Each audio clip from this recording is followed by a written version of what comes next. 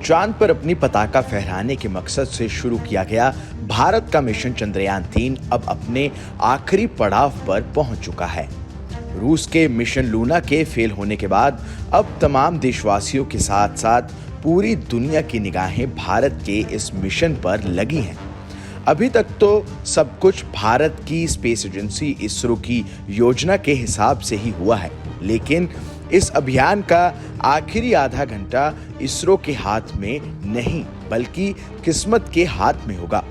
23 अगस्त को भारत का चंद्रयान-3 अपने मिशन के सबसे अहम वक्त यानी लैंडिंग के करीब होगा और उस वक्त के आखिरी 15 से 20 मिनट काफी अहम होने वाले हैं, या यूं कहें ये आखिरी चंद मिनट कयामत के मिनट होने वाले हैं।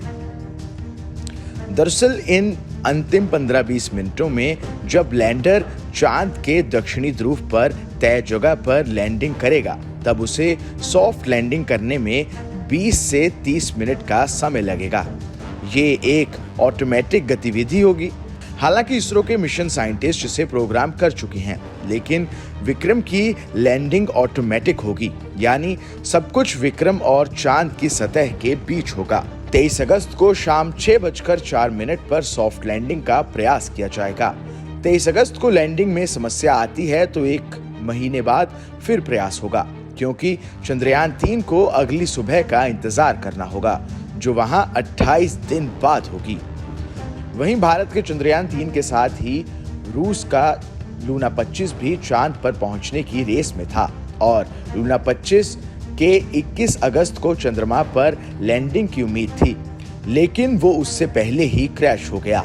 लूना 25 की तरह चंद्रयान मिशन का टारगेट भी दक्षिणी ध्रुव के पास एक ऐसे क्षेत्र में उतरना है जहां पहले कोई अंतरिक्ष यान नहीं गया हो।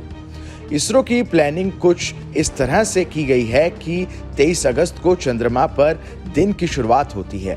एक चंद्र दिवस पृथ्वी पर लगभग 14 दिनों के बराबर होता है, जब सूर्य का प्रकाश लगातार उपलब्ध रहता है। चंद्रयान-3 के रोवर का जीवन केवल एक चंद्र दिवस जितना होता है। ये धरती के 14 दिन के बराबर का है। ऐसा इसलिए है क्योंकि रोवर पर सोलर एनर्जी से चलने वाले उपकरण हैं। ऐसे में उन्हें चालू रहने के लिए सूर्य के प्रकाश की आवश्यकता होती है। रात के समय चंद्रमा अत्यधिक ठंडा हो जाता है। ऐसे में वहां तापमान 0 से 100 डिग्री सेल्सियस नीचे चला जाता है। ऐसे कम तापमान पर काम करने के लिए विशेष रूप से डिजाइन नहीं किए गए इलेक्ट्रॉनिक्स जम सकते हैं। ऐसे में वे काम नहीं कर पाएंगे। उम्मीद है कि भारत का चंद्रयान अपने तय वक्त पर ही चांद की सतह पर उतरकर अपने मिशन को कामयाबी से अंजाम देगा। 14 जुलाई को दोपहर 2:35 पर श्रीहरिकोटा से उड़ान भरने वाला चंद्रयान-3 अपनी 40 दिन की लंबी यात्रा के बाद 23 अगस्त को शाम 6:04 पर चंद्रमा के दक्षिणी ध्रुव के पास 70 डिग्री अक्षांश के पास उतरने की कोशिश करेगा।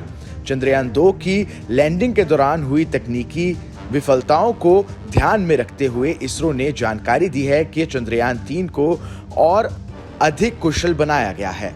Bureau report, team news nation.